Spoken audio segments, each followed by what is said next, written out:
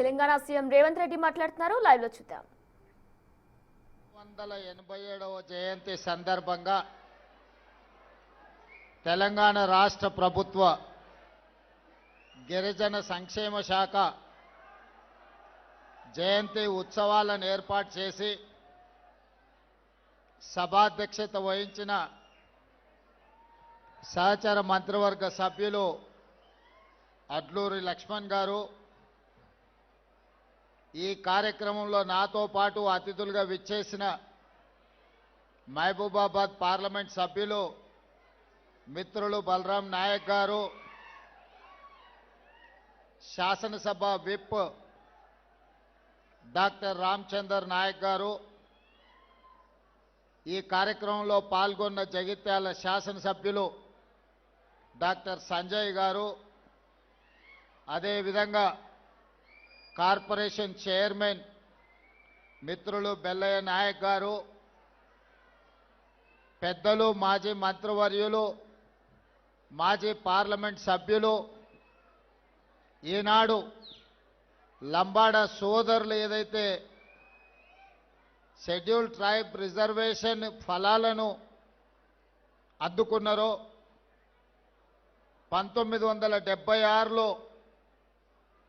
గిరిజనులకు ముఖ్యంగా లంబాడ సోదరులకు ఎస్టీ రిజర్వేషన్లు ఇవ్వాలని తన వంతు ప్రయత్నం చేసిన మాజీ పార్లమెంట్ సభ్యులు రవీంద్ర నాయక్ గారు, అదేవిధంగా ఈ 20 సంవత్సరాలు రాజకీయాలలో నేను కొనసాగుతున్న ప్రతి సందర్భంలో మద్దతుగా నిలబడ్డ మాజీ శాసనమండలి సభ్యులు రాములు నాయక్ గారు, వేదిక మీద ఉన్న పెద్దలు, లంబాడ సామాజిక వర్గం నుంచి ఇక్కడికి విచ్చేసిన రాష్ట్ర కేంద్ర ప్రభుత్వ ఉన్నతాధికారులు, తెలంగాణ భవిష్యత్ పునర్నిర్మాణంలో భాగస్వాములై డాక్టర్లుగా, లాయర్లుగా, ఇంజనీర్లుగా, ఐఏఎస్ ఐపీఎస్లుగా మారి ఈ దేశాన్ని అభివృద్ధి పదం వైపు నడిపించడానికి విచ్చేసిన మా లంబాడ విద్యార్థులందరికీ కూడా సేవాలాల్ మహారాజ్ జయంతి శుభాకాంక్షలు నేను తెలియజేయదలుచుకున్నా. గోరే బాయ్ బైన్ సేన్ రామ్ రామ్. ఈరోజు మానవ జాతి శాంతి మార్గాన నడవాలి, శాంతి ద్వారా, భక్తి ద్వారా ఒక సన్మార్గాన్ని సూచించి చెడు మార్గాన్ని వదిలి సన్మార్గం ద్వారా అభివృద్ధి పదం వైపు నడవాలి అని ఒక స్ఫూర్తిని నింపి ఈరోజు ఈ దేశంలోనే 15 కోట్ల మంది గిరిజనులకు ఆదర్శప్రాయుడుగా డాక్టర్ బాబాసాహెబ్ అంబేద్కర్ రచన ద్వారా ఇచ్చిన రిజర్వేషన్లనే కాదు, ఒక సామాజిక కట్టుబాటును మనందరికీ బోధించిన సంత్ శ్రీ సేవాలాల్ మహారాజ్ యొక్క జయంతి ఉత్సవాలు అధికారికంగా జరపడం తెలంగాణ రాష్ట్ర ప్రభుత్వ బాధ్యత అని చెప్పి నేను భావిస్తున్నా. తెలంగాణ ఉద్యమంలో, తెలంగాణ రాష్ట్ర ఏర్పాటులో, తెలంగాణ రాష్ట్ర పునర్నిర్మాణంలో మా లంబాడ సోదరుల యొక్క పాత్ర ఎవరు తీసివేయలేనిది, ఎవరు మర్చిపోలేనిది. ఉద్యమం సందర్భంగా తెలంగాణ రాష్ట్రం ఆలస్యమైనప్పుడు ఓ సురేష్ నాయక్, ఓ కవితా నాయక్ లాంటి వాళ్ళు ఆత్మ బలిదానాలు చేసుకొని తెలంగాణ రాష్ట్ర సాధనలో ముందు భాగాన నిలబడి ఉస్మానియా, కాకతీయ యూనివర్సిటీలలో మా లంబాడ యువకులు ప్రత్యేకమైన పాత్రను పోషించి ఈరోజు తెలంగాణ రాష్ట్రాన్ని సాధించారు. ఈ సాధించిన తెలంగాణ రాష్ట్రంలో దళితులతో పాటు గిరిజనులకు అత్యంత మేలు జరగవలసిన అవసరం ఉన్నది. ప్రభుత్వం రచించే ప్రణాళికలలో అది సంక్షేమం కావచ్చు, అభివృద్ధి కార్యక్రమాలు కావచ్చు, రాష్ట్ర ప్రభుత్వంలో భాగస్వామ్యం కావచ్చు, ఈ వర్గాలకు సముచితమైన స్థానాన్ని కల్పించడమే కాకుండా సముచితమైన గౌరవాన్ని వాళ్ళకి ఇవ్వవలసిన బాధ్యత ఏర్పడిన ప్రభుత్వాలకు ఉంది అని చెప్పి నేను స్పష్టంగా భావిస్తున్నా. అందుకే మిత్రులారా, నేను బాధ్యత చేపట్టిన తర్వాత ఈ సందర్భంగా ఒక్క అంశాన్ని నేను ప్రస్తావించదలుచుకున్నా. 2006 సంవత్సరంలో మొట్టమొదటిసారి జిల్లా పరిషత్ ప్రాదేశిక మెంబర్గా మిడ్జిల్ మండలంలో నేను స్వతంత్ర అభ్యర్థిగా ఎన్నికల బరిలో దిగిన. మిడ్జిల్ మండలంలో అత్యధిక తండాలు ఉన్నాయి, గిరిజన జనాభా ఉంది. ఆనాడు డాక్టర్ వైఎస్ రాజశేఖర రెడ్డి గారి హవా జరుగుతున్నప్పుడు కూడా తండాలలో ఉండే యువకులు ఆ రోజు అండగా నిలబడి ప్రతి తండాకు నన్ను తీసుకెళ్లి పరిచయం చేసి మిడ్జిల్ మండలంలో మొట్టమొదటిసారి రాజకీయంగా జడ్పీటీసీగా నన్ను గెలిపించిన దాంట్లో గిరిజన సోదరులు, ముఖ్యంగా లంబాడ యువమిత్రులు అత్యంత క్రియాశీలక పాత్ర పోషించింది. 2006 సంవత్సరంలో సరిగ్గా 20 సంవత్సరాల క్రితం 2006 జూన్ జూలై అనుకుంటా ఆ మాసంలో మొట్టమొదటిసారి నేను ప్రజాప్రతినిధిగా ఎన్నికైనా. ఇది 2026 సంవత్సరం. 4 నెలల్లో నేను 20 సంవత్సరాలు ప్రజా జీవితాన్ని పూర్తి చేసుకోబోతున్నా. ఈ 20 సంవత్సరాల రాజకీయ ప్రస్థానంలో జడ్పీటీసీగా కావచ్చు, శాసన మండలి సభ్యుడిగా కావచ్చు, 2 సార్లు శాసనసభ్యుడిగా కావచ్చు, ఒకసారి పార్లమెంట్ సభ్యుడిగా కావచ్చు, కాంగ్రెస్ పార్టీ అధ్యక్షుడిగా, ఈనాడు తెలంగాణ రాష్ట్ర ముఖ్యమంత్రిగా ఈ 20 సంవత్సరాల సుదీర్ఘమైన రాజకీయ ప్రయాణంలో ప్రతి సందర్భంలో లంబాడ సోదరులు నాకు అండగా నిలబడ్డరు. ఈనాడు వివిధ వర్గాలతో పాటు లంబాడ సోదరులు అండగా నిలబడ్డారు కాబట్టి అది మిడ్జిల్ మండలమైనా, మహబూబ్ నగర్ జిల్లా స్థానిక సంస్థల ఎమ్మెల్సీగా అయినా, కొడంగల్ శాసనసభలో కొడంగల్లో ఎమ్మెల్యేగా అయినా గిరిజనులు, ముఖ్యంగా లంబాడ సోదరులు పూర్తి స్థాయిలో అండగా నిలబడ్డరు. ఈరోజు ఈ హోదాకు రావడంలో మీ వంతు సహాయము, మీ వంతు అండదండలు ఉన్నాయి. అందుకే ఈనాడు ఈ వేదిక మీద నుంచి మా మిత్రులు అడ్లూరు లక్ష్మణ్ గారికి నేను ఆదేశాలు ఇస్తున్నా. అదేవిధంగా స్పెషల్ చీఫ్ సెక్రటరీ సవ్యసాచ్ ఘోష్ గారికి నేను ఆదేశాలు ఇస్తున్నా. తెలంగాణ రాష్ట్రంలో ఉన్న అన్ని తండాలకు బీటీ రోడ్లు వెయ్యాలి అని నేను ఆదేశాలు ఇస్తున్నా. ఈనాడు మా లంబాడ యువకులు చైతన్యంతో వివిధ జిల్లాలు, వివిధ రాష్ట్రాలకు వెళ్ళి వ్యాపారాల రూపంలో ఆర్థికంగా ఎదిగినరు. తండాలో ఉన్నవాళ్ళు సైకిల్ మోటార్లు కొనుక్కున్నారు, బయటకు వచ్చిన వాళ్ళు కార్లు కొనుక్కున్నారు. సొంత ఊరికి వెళ్ళాలి అని అంటే వాళ్ళ తండాకి వెళ్ళాలి, తండలో ఉండే వాళ్ళ దాయాదులను కలవాలి అని అంటే వాళ్ళు కొనుక్కున్న సైకిల్ మోటార్ అయినా కార్ అయినా ఆ తండాలకు వెళ్ళలేని పరిస్థితి. వాళ్ళు బయట ఎంత గొప్పగా రాణించినా సొంత ఊరికెళ్ళి సొంత వాళ్ళని కలవాలనుకున్నప్పుడు రహదారులు లేని పరిస్థితి ఈరోజు మన రాష్ట్రంలో ఉంది. అందుకే స్పష్టమైన ప్రణాళికతోని నేను చీఫ్ సెక్రటరీ గారికి ఇన్స్ట్రక్షన్స్ ఇస్తున్నా. ప్రతి తండాలో పాఠశాల ఉండాలి, పాఠశాల భవనానికి మీరు ఏర్పాట్లు చేయండి. దాదాపుగా కొన్ని వేల గ్రామ పంచాయతీలను గత ప్రభుత్వం చేసినా అన్నది, కానీ ఏ గ్రామ పంచాయతీలో గ్రామ పంచాయతీ భవనం లేదు. గ్రామ పంచాయతీ భవనం లేకుండా గ్రామ పంచాయతీ సర్పంచ్ ఎవరైనా గిరిజన సోదరుడే అవుతాడు. అది గూడాలు కావచ్చు, తండాలు కావచ్చు. గ్రామ పంచాయతీ లేకుండా ఏ విధంగా వాళ్ళు పరిపాలనను ముందుకు తీసుకెళ్తారు.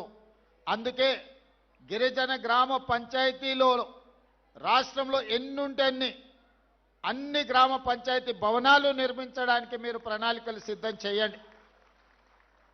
అదేవిధంగా ఈ గూడాలకు ఈ తండాలకు కనీసం ఒక్కటైనా బీటీ రోడ్డు ఉండాలి. మీకు ఎవరైనా బంధువులు వచ్చినా మీ పిల్లలకి ఎవరైనా పిల్లని ఇవ్వాల్సి వస్తే పిల్లగాన్ని చూడడానికి రావాలంటే ఊరికి రావడానికి దారి లేకపోతే ఇక పిల్లని ఎవరిస్తారా మీకు? అందుకే ఖచ్చితంగా ప్రతి తండాకు రోడ్డు వేసే ప్రణాళికను ఈరోజు తీసుకోవాలి అని చెప్పి మా ట్రైబల్ సెక్రటరీ గారికి ఆదేశాలు ఇస్తున్నా. ఇదే కాదు, తాగడానికి మంచినీళ్ళు, అవసరమైన నీళ్ల ట్యాంకులు, మిషన్ భగీరథ మీద 1000 కోట్లు ఖర్చు పెట్టిన ఆదిలాబాద్ ప్రాంతంలో నేను పర్యటన చేసినప్పుడు చాలా తండాలకు గూడాలకు తాగునీరు ఈ రోజుకు రావడం లేదు. కొన్ని ప్రాంతాలలో కరెంటు కూడా లేదు. ఎందుకంటే ఫారెస్ట్ వాళ్ళు మీకు కరెంటు పోల్స్ వేసి మీ గూడాలకు తండాలకు కరెంటు ఇవ్వనివ్వడం లేదు ఫారెస్ట్ రూల్స్ ప్రకారం. అందుకే అన్ని తండాలలో గూడాలలో కరెంటు లైన్లు వేయడానికి ఎక్కడైతే ఇబ్బంది ఉందో కంప్లీట్గా సోలార్ ద్వారా మీకు కరెంటు ఇచ్చి మీ వ్యవసాయ పంపు సెట్లు, సోలార్ పంపు సెట్లు ఇచ్చి మీరు వ్యవసాయం చేసుకోవడానికి అన్ని రకాల ప్రణాళికలను ఈరోజు సిద్ధం చేస్తున్నాం. ముఖ్యంగా పైలట్ ప్రాజెక్టు కింద ఈరోజు అచ్చంపేట శాసనసభ నియోజకవర్గాన్ని మొత్తం తీసుకున్నాం. 40,000 వ్యవసాయ పంపు సెట్లు ఈరోజు సోలార్ పంపు సెట్లు అక్కడ ఉండే రైతాంగానికి ఇవ్వదలుచుకున్నాం. ప్రధానంగా అందులో గిరిజనులకే అత్యధికంగా ఉపయోగం ఉన్నది.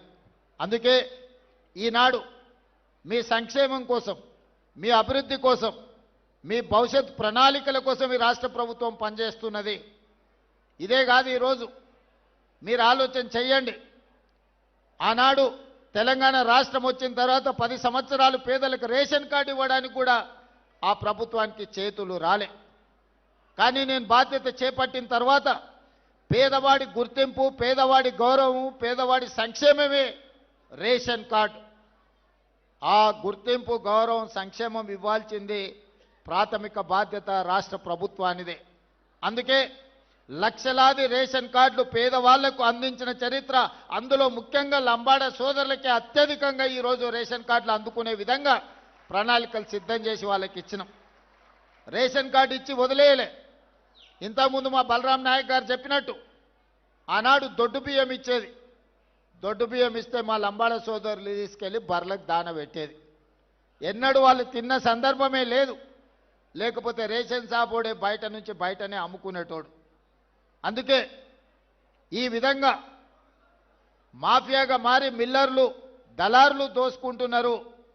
పేదవాడు ఆత్మ గౌరవంతో బతకాలి అని అంటే సన్న బియ్యం ఇవ్వాలి అని ఈరోజు తెలంగాణ రాష్ట్రంలో 3,17,00,000 మంది పేదలకు సన్న బియ్యం ప్రతి మనిషికి 6 కిలోల బియ్యం ఇస్తున్నాము. ఈరోజు పెద్దలు తినడమే కాకుండా వాళ్ళ సంటి పిల్లలకు కూడా ఈ సన్న బియ్యం వండి ఈరోజు ఆ పిల్లలకు భోజనం పెడుతున్నారు. నేను ఒక గిరిజనుడి ఇంటికి భద్రాచలంలో వెళ్ళి స్వయంగా బియ్యంతో వండితే ఎట్లా ఉంటుందో ఆ గిరిజనుల ఇంట్లో కూర్చొని నేను భోజనం చేసి వచ్చిన. ఎందుకంటే మనం ఇస్తున్న బియ్యం సరైన విధంగా ఉన్నాయా లేవా అని. ఈడ ఇంతమంది మా గిరిజన సోదరులు ఉన్నారు. 90% మీకు అందరికీ సన్న బియ్యం వస్తున్నాయని నేను భావిస్తున్నా. ఈరోజు అందరూ సన్న బియ్యం తింటున్నారు. దీనివల్ల 2 ప్రయోజనాలు.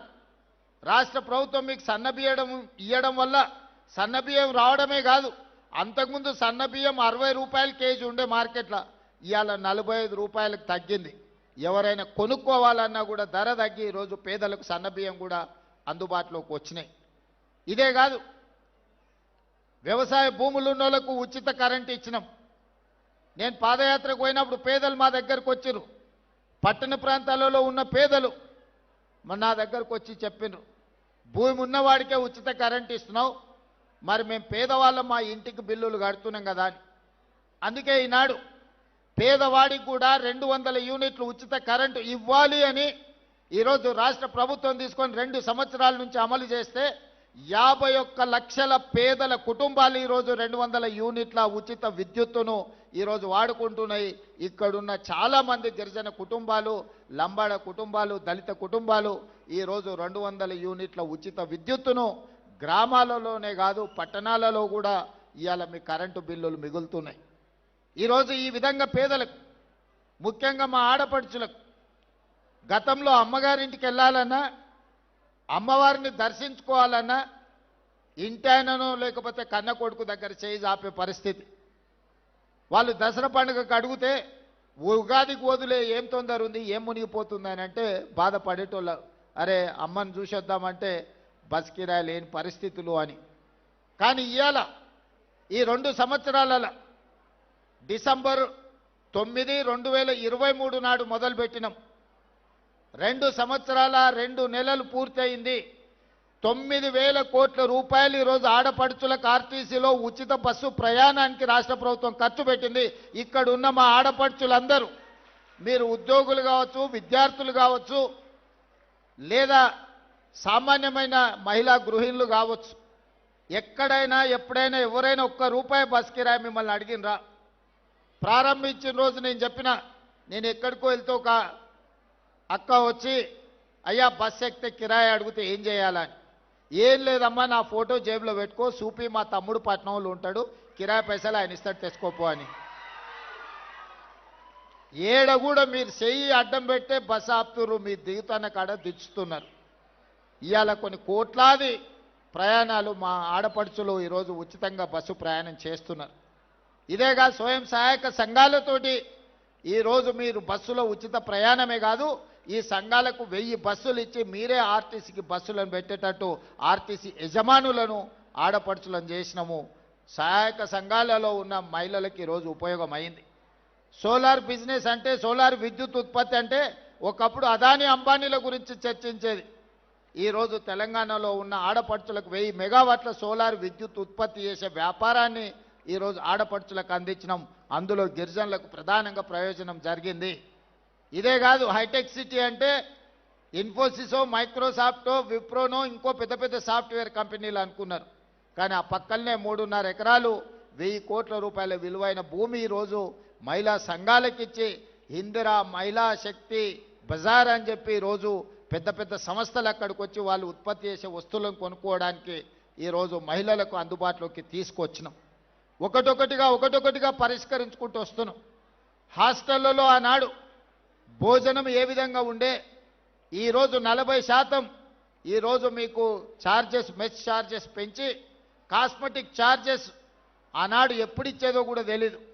ఇప్పుడు గ్రీన్ ఛానల్ చేసి 200% కాస్మెటిక్ ఛార్జెస్ 21 సంవత్సరాల తర్వాత ఈ ప్రభుత్వంలో పెంచి మా ఆడపడుచుల కాస్మెటిక్ ఛార్జెస్, మా పిల్లలకు చదువుకునే వాళ్లకు ఇంటి దగ్గర అమ్మను నాయనను అడగాల్సిన పని లేదు. సబ్బు కోసమో చిన్న చిన్న పౌడర్ కోసమో కూడా తల్లిదండ్రుల మీద ఆధారపడే పరిస్థితి ఉండే.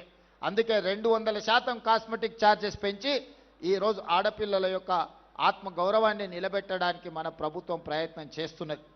ఇదే కాదు, చదువుకున్న పిల్లలు 2011లో గ్రూప్ 1 పరీక్షలు నిర్వహిస్తే 2024 వరకు 15 సంవత్సరాలు మళ్ళీ పరీక్షలు పెట్టలే. మనం వచ్చిన తర్వాతనే గ్రూప్ 1 నోటిఫికేషన్ ఇచ్చి, ఇప్పుడే మా రాములు నాయక్ చెప్తున్న మా మేనకోడలు డిఎస్పీ అయిందని. ఈరోజు 563 మంది గ్రూప్ 1 ఉద్యోగస్తులను పరీక్షలు నిర్వహించి ఫలితాలు ఇస్తే, ఈ పేదలకు ఉద్యోగాలు వస్తే ప్రశ్నించే గొంతు వస్తుందని దాని మీద అక్రమ కేసులు వేసి హైకోర్టులో అడ్డమైన ఆర్డర్లు తెస్తే బలమైన వాదనలు వినిపించి డివిజన్ కోర్టులో, డివిజన్ బెంచ్లో ఈరోజు పేదలకు అనుకూలమైన తీర్పు వచ్చింది. 563 మంది గ్రూప్ 1 ఆఫీసర్లు ఇవాళ ఆర్డీఓలు, డిఎస్పీలుగా అత్యంత కీలకమైన ఉద్యోగాలు. నేను మొత్తం లిస్టు చూసిన, ఎస్సీ ఎస్టీ బీసీలకు మైనారిటీలకు ఎన్ని వచ్చినాయంటే 87% ఎస్సీ ఎస్టీ బీసీ మైనారిటీలు ఈ 563 మందిలో సెలెక్ట్ అయినరు. 87% ఈరోజు ఆ రిక్రూట్మెంట్స్తోని పేదలకు లాభం వచ్చింది. Group 2, group 3, group 4 teachers recruitment, doctors recruitment, nursing recruitment, ఈ విధంగా 70,000 ప్రభుత్వ ఉద్యోగాలు ఈ 2 సంవత్సరాలలో ఇచ్చినాం. దాదాపుగా 70,000ల్లో 85% పైగా ఎస్సీ ఎస్టీ బీసీ మైనారిటీలకు ప్రభుత్వ ఉద్యోగాలు ఇచ్చినాము. ఒక్కొక్కరి పేరు ఒక్కొక్క ఊరు వివరాలు ఇస్తా. ఎవరికైనా అనుమానం ఉంటే ఇక్కడున్న చదువుకున్న అధికారులతో పాటు ఎవరైనా నేను చెప్తున్న వివరాల మీద అనుమానం ఉంటే ప్రభుత్వం అధికారికంగా లెక్కలిస్తుంది. మీరు లెక్కబెట్టి చూడండి. ఈ ప్రభుత్వం పేదల కోసం పనిచేస్తుంది. ఈ ప్రభుత్వం పేదల అభివృద్ధి కోసం పనిచేస్తుంది. ఒకప్పుడు భూములుండే. ఇందిరాగాంధీ గారు అగ్రికల్చర్ సీలింగ్ యాక్ట్ తీసుకొచ్చి ఇందిరాగాంధీ గారు లంబాడ సోదరులకి ఎస్టీ రిజర్వేషన్లు ఇచ్చింది. ఇందిరాగాంధీ తెచ్చిన అగ్రికల్చర్ సీలింగ్ యాక్ట్ ప్రకారం జాగీర్దారుల దగ్గర, జమీందారుల దగ్గర, భూస్వాముల దగ్గర ఉన్న లక్షలాది ఎకరాల భూములను తీసుకొని 25 లక్షల ఎకరాలను అసైన్మెంట్ పట్టాల రూపంలో ఎస్సీ ఎస్టీలకు భూ పంపకాలు జరిగినాయి. ఈనాడిగా పంచడానికి భూమి మిగలలే. మా యువకులు, మా ఆడపిల్లలు జాగ్రత్తగా వినాలి. ఆ పైన ఉన్న వాళ్ళు కూడా మీ తల్లిదండ్రులు, మీ తాతలు వ్యవసాయాన్ని నమ్ముకున్నారు. మీ తల్లిదండ్రులు, మీ తాతలు తండాలలో, గూడాలలో పేదరికాన్ని అనుభవించారు. మీ తల్లిదండ్రులకు ఇందిరాగాంధీ గారు తీసుకొచ్చిన చట్టం ద్వారా ఇందిరమ్మ ఇండ్లు, పక్కా ఇండ్లు అన్నప్పుడు మీ గూడాలలో, తండాలలో పక్కా ఇండ్లు వచ్చినాయి. మీకు భూమి లేదన్నప్పుడు, ఆత్మగౌరవం లేదనుకున్నప్పుడు అసైన్మెంట్ పట్టాల రూపంలో మీకు భూములు ఇచ్చి మీ ఆత్మగౌరవాన్ని ఇందిరాగాంధీ గారిని నిలబెట్టినరు. ఇవాళ లంబాడ సోదరులు వాళ్ళ సొంత తల్లిదండ్రులది లేకపోతే తాత ముత్తాతల్ని ఇంట్లో ఫోటో పెట్టుకున్నా పెట్టుకోకపోయినా చాలామంది లంబాడ సోదరులు ఇళ్ళలో పోతే ఇందిరాగాంధీ ఫోటో కనిపిస్తుంది. మా రవీంద్ర నాయక్ గారికి తెలుసు, నేను చూసిన. కానీ ఆనాడు ఇందిరాగాంధీ ఇచ్చినట్టు ఇవాళ మీకు భూములు ఇవ్వడానికి ప్రభుత్వం దగ్గర లేవు. ఇవాళ దళితులకు, గిరిజనులకు నా సూచన ఒక్కటే. ఆనాడు ఉన్న పరిస్థితుల్లో కాంగ్రెస్ పార్టీ సంక్షేమము, అభివృద్ధిలో ఒక విధానాన్ని తీసుకున్నది. ఆ శకం ముగిసింది. ఇవాళ నిజంగా నాకు మీకు భూములు ఇవ్వాలన్నా ఈ ప్రభుత్వం దగ్గర భూములు అందుబాటులో లేవు. ఇక మీరు భూముల గురించి, ప్రభుత్వం ఇచ్చే ఏదో సంక్షేమం గురించి ఆలోచన చేయకండి. ఈ ప్రభుత్వం మీకు చదువు ఇవ్వదలుచుకున్నది. ఈ ప్రభుత్వం మీకు సంక్షేమం కాదు, సంక్షేమంతో పాటు మీకు చదువు ఇవ్వదలుచుకున్నది. నా సూచన ఒక్కటే, ఇక్కడికి వచ్చిన పిల్లలందరికీ చదువుకోండి, బాగా చదువుకోండి. చదువుకోవడానికి ఏం కావాలనో నన్ను అడగండి. మీరు డాక్టర్లు అవుతారా, మీరు ఇంజనీర్లు అవుతారా, మీరు ఐఏఎస్లు అవుతారా, మీరు ఐపీఎస్లు అవుతారా, మీరు ప్రొఫెసర్లు అవుతారా? ఈ దేశాన్ని మీరు ఏలడానికి ఏమవుతారో చెప్పండి, నేను మద్దతు ఇస్తా. మేమేమీ చేయం, ఇంటి దగ్గర ఉంటాం, మాకేదన్నా భూమి సార్, లేకపోతే మాకేదో చిన్న చిన్న వ్యాపారాలు చేసుకుంటాం అనేది వదలండి. లంబాడ సోదరులలో చైతన్యం ఉంది. లంబాడ సోదరులకు ప్రపంచం గురించిన అవగాహన ఉన్నది. నేను చెప్పేది ఒక్కటే, యుక్త వయసులో తప్పుదారి పడితే జీవితకాలం బాధపడతారు, మీ తల్లిదండ్రులకు భారం అవుతారు. కానీ ఈ వయసులో కష్టపడితే, ఈ వయసులో మీరు చదువుకొని, చాలామంది ముందు వరుసలో అధికారులు ఉన్నారు. అధికారులు ఎవరున్నా గుర్తించి వాళ్లకు వివిధ శాఖలలో కీలకమైన హోదాలు ఇచ్చిన. ఎందుకంటే ఆ స్ఫూర్తి మీకు రావాలి. అరే మా వాడు ఈఎన్సీ అయిండు, మా వాడు సింగరేణికి సిఎండి అయిండు, మా వాడు ట్రైకార్కి చైర్మన్ అయిండు, లేకపోతే మా వాడు వివిధ కార్పొరేషన్లకు చైర్మన్లు అయినరు, మా వాళ్ళు ఎమ్మెల్సీ అయినరు, ఎంపీ అయినరు అంటే చదువుకోవడం వల్ల ఈ అవకాశం వచ్చిందని భవిష్యత్ తరాలకు, ఈ యువతరానికి అవగాహన ఉండాలి అని చెప్పి మీ వాళ్లకు వివిధ అత్యంత కీలకమైన హోదాలు నేను ఇచ్చిన. అందుకే భూముల గురించి, అందించే తాత్కాలిక సంక్షేమం గురించి ఆలోచన చేయకండి. మీరు భవిష్యత్తును నిర్దిష్టంగా నిర్ణయించుకోండి. మీరు డాక్టర్ అవ్వాలనుకుంటున్నారా, మీరు ఇంజనీర్ అవ్వాలనుకుంటున్నారా, మీరు లాయర్ అవ్వాలనుకుంటున్నారా, మీరు ప్రొఫెసర్ అవ్వాలనుకుంటున్నారా, ఒక గొప్ప చార్టెడ్ అకౌంటెంట్ కావాలనుకుంటున్నారా, లేకపోతే సినిమా రంగంలో రాములు నాయక్ గారు చెప్పినట్టు గొప్ప టాలెంటెడ్ మంగ్లీలు కాదలుచుకుంటున్నారా, మీరు ఆలోచన చేసుకొని మీరు ప్రొఫెషన్ ఎన్నుకోండి. డైరెక్షన్లెస్గా ఉండకండి. నిర్దిష్టమైన ప్రణాళికను పెట్టుకోండి. దానికోసం ఈ ప్రభుత్వం 100% అండగా నిలబడుతుంది.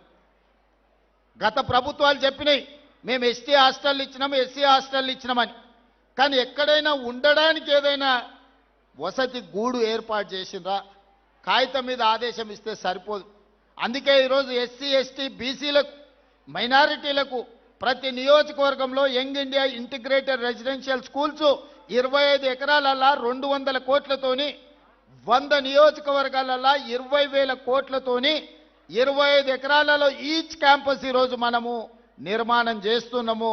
ప్రతి స్కూల్లో 2,500 మంది పిల్లలు చదువుకుంటారు. అట్లా 100 బాలురకు 100 బాలికలకు 200 young India integrated residential schools కట్టదలుచుకున్నాము. నాణ్యమైన విద్యను మీకు అందించదలుచుకున్నాం. చదివే మీ భవిష్యత్తును మారుస్తుంది. చదివే మీకు సమాజంలో గౌరవాన్ని తెచ్చిపెడుతుంది. నిన్నగాక మొన్న నా ప్రభుత్వం చేసిన సిపెక్ survey, social economic education employment political and caste survey చేసినప్పుడు ఆశ్చర్యకరమైన ఫలితాలు వచ్చినాయి. సర్వేలో పేదరికం కనిపించిన వాళ్ళకు భూమి లేక పేదరికం రాలే, చదువు లేక పేదలుగా మిగిలిపోయారు. కొన్ని సామాజిక వర్గాలకు 20, 30, 40 ఎకరాల భూమి ఉంది, కానీ వాని ఇంటి దగ్గర పరిస్థితి బాగాలేదు. ఆనే గొర్రెలు, ఆనే బర్రెలు, వాటి మధ్యలోనే వాళ్ళు కూడా ఉంటున్నారు. వాళ్ళకి ఎందుకు అనంటే అక్షరం అనేది తెలియకపోవడం వల్ల, ఆ కుటుంబాలు చదువుకోకపోవడం వల్ల వెనుకబాటుతనం అనేది, పేదరికం వేరు, వెనుకబాటుతనం వేరు. గొప్పగా చదువుకున్న ప్రొఫెసర్ కాసింకు మరి భూమి ఉందో లేదో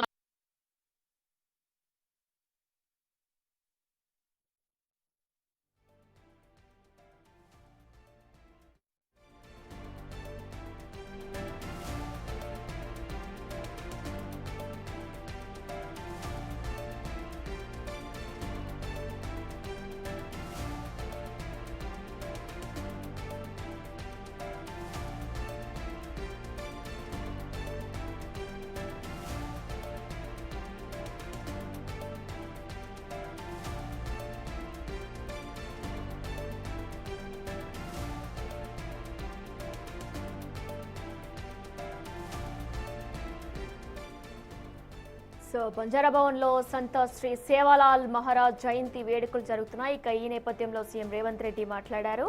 అయితే ప్రస్తుతం మనం ఇప్పటివరకు కూడా లైవ్లో చూసాం. 2 ఏళ్లలో 70,000 ప్రభుత్వ ఉద్యోగాలు ఇచ్చామంటూ కూడా సీఎం రేవంత్ చెప్పుకొచ్చారు.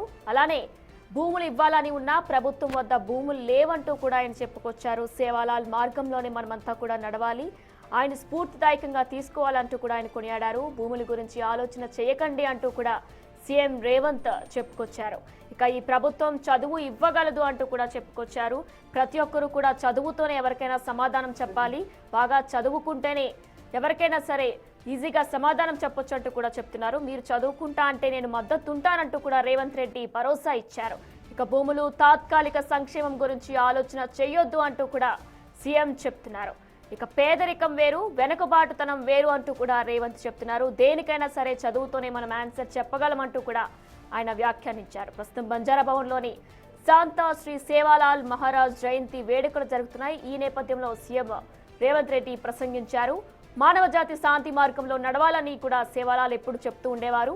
మనం కూడా అదే సేవా మార్గంలో నడవాలంటూ కూడా ఆయన వ్యాఖ్యానించారు. దేశంలోని 15 కోట్ల మంది గిరిజనులకు ఆదర్శంగా నిలిచారంటూ కూడా మరొకసారి గుర్తు చేశారు రేవంత్. ఒక సామాజిక కట్టుబాటును మనకు బోధించారు అంటూ కూడా రేవంత్ సేవాలాల్ మహారాజ్ గురించి కొనియాడారు. తెలంగాణ రాష్ట్ర సాధనలో పునర్నిర్మాణంలో కూడా దానికి సంబంధించి ఆయన ఎన్నో వ్యాఖ్యలు చేశారు. అయితే శాంతా శ్రీ సేవాలాల్ మహారాజ్ జయంతి వేడుకలు జరుగుతున్నాయి ప్రస్తుతం బంజారా భవన్లో. ఇక దీనికి సంబంధించి సీఎం రేవంత్ రెడ్డి కొన్ని కీలక వ్యాఖ్యలు చేశారు. జెడ్పీటీసీగా ఉన్న నేను మిడ్లెజ్ మండలంలో పోటీ చేశానంటూ కూడా సీఎం రేవంత్ రెడ్డి గుర్తు చేశారు. అయితే అత్యధిక జనాభా లంబాడీలే అక్కడ ఉండేవారంటూ కూడా ఆయన చెప్పుకొచ్చారు. అయితే ఎవరికైనా సరే ఎప్పుడైనా సరే చదువుతో మాత్రమే మనం సమాధానం చెప్పగలం, ఖచ్చితంగా అందరూ చదువుకోవాలి, మంచి ఉన్నత స్థానానికి వెళ్ళాలంటూ కూడా ఆయన ప్రతి ఒక్కరికి చెప్పడం జరిగింది. ఇక వాళ్ళే లంబాడీలే ఎక్కువ నా గెలుపులో మొదటిగా వాళ్ళంతా నాకెంతో ప్రోత్సహించారంటూ కూడా సీఎం చెప్పుకొచ్చారు. ఇక తెలంగాణలో ఉన్న అన్ని తాండాలకు బీట్ రోడ్లు వేయాలంటూ కూడా ఆయన సంకల్పిస్తున్నట్లు ఈ నేపథ్యంలో సీఎం రేవంత్ రెడ్డి హామీ ఇచ్చారు. ఇక గిరిజన గ్రామాల్లో గ్రామ పంచాయతీ భవనాలు నిర్మించాలంటూ కూడా ఆయన చెప్పుకొచ్చారు.